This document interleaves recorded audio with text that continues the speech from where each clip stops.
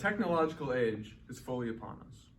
In the past 10 years, just half of our short lifetimes here on Earth, we've seen smartphones, supercomputers in the palms of our hands go from a norm to a seeming rite of passage. And with that has come an advent of all these new technologies, and some of them are amazing. We can talk to people on the other side of the globe in Australia. We couldn't do that before. Any information we want to know is at the touch of our fingertips. But with these good technologies, the bad side of these technologies is starting to show their colors. Now today, I'm going to be talking to you guys about short-form social media and the dangers associated with it. Now you might know short-form social media by its more common name, TikTok, Instagram Live, YouTube Reels. All of these short-form social medias are designed to hold your attention for under a minute, and oftentimes far less time than that. Today, I'm going to be introducing you guys to the dangers that these social media platforms might pose to us, especially at our age, to the solutions to these dangers, and I'm going to try to have you guys envision what a future might look like without the dangers that these social media platforms present.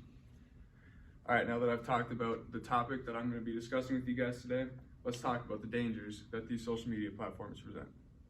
Now, being that we're all around the age of 20 to 30, we all know what TikTok is. We all have experienced what TikTok is, the scrolling, the short form social media is designed to hold our attentions for oftentimes 15 seconds or less. Now, specifically with TikTok, this algorithm is more powerful than many of us can even understand. TikTok reads and predicts exactly what we want to see next.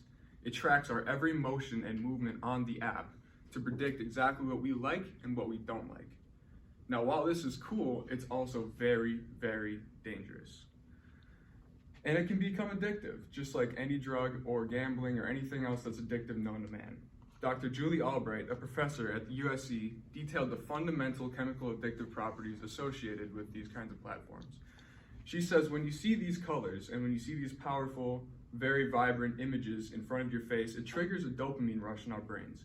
The same center of our brains that's associated with drug addiction, with gambling addiction. She even goes as far to say that the randomness, the intervals that this algorithm employs on us is akin to that of a slot machine, where you might see something you like, next you see something you don't like, and that randomness keeps us hooked. Now, a startling statistic that I read was that over 1/3 of Americans use TikTok and these social media platforms daily. And the average active user on TikTok spends an hour and a half per day on that platform. Now, that's a lot of time. And those are a lot of people spending that time on TikTok. And especially for us as college students, this can be incredibly dangerous.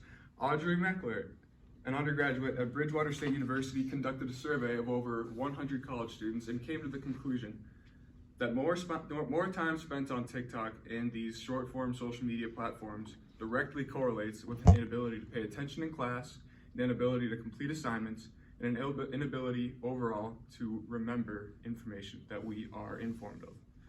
Now, this threatens the exact reason that we are all in this room today. We are all here to become better people, to learn, to focus on our futures, and it seems, based on this information, that these social media platforms are threatening that concept. So now that I've introduced you guys to the dangers that we all face when exposed to these social media platforms, let's talk about solutions. So these supercomputers, these smartphones, they understand the dangers, the developers understand the dangers of these platforms, and they have given us options on how we can control it. The easy one being, just delete the app. I mean, it's easy. You just hold down the app, press X, and it's gone. You don't have to deal with it anymore, but as we know with addictive substances, it's just not that easy usually. So there are countermeasures we can employ, those being time constraints. Apple, Samsung, they all have settings built into our smartphones that limit and restrict the amount of time we can spend on certain apps in a given day. Furthermore, we can also support government bans of TikTok and these social media platforms because the government knows the dangers and they are not happy about it. These things can help us mitigate the risks we face with short-form social media. Now, what would a future free of these dangers look like, you may ask? Well, an hour and a half of 1/3 of Americans' days can be spent focusing on ourselves, focusing on our future, the world around us, all things that are fundamentally more important to humankind than doom scrolling on TikTok. And Tristan Harris, now this is an interesting one. Tristan Harris, a tech expert and co-founder of the Center for Humane Technology, recently did a 60-minute interview with CBS News. He detailed the differences, the key fundamental differences between TikTok in China and TikTok everywhere else. TikTok in China is called Douyin.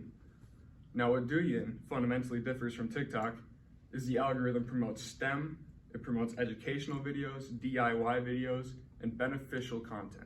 It's a different algorithm on that app. And it also has a built-in 40-minute time restriction. Tristan Harris goes so far to say that Douyin is like a spinach version of TikTok, and he compares TikTok to an opium export equivalent. Take of that what you will. Well, now that we all know the dangers, now that we all know the solutions, now that we all know the visions, I want to challenge all of you. I know all of us in here at some point have had TikTok, have gone on these social media platforms. And while it's not easy to just say, I'm done, we can start taking those measures. We can set time restrictions. If you use TikTok once a day, maybe just delete it for a day. See what happens. See how you feel mentally, physically. If you use it twice a day, maybe don't use it for a week.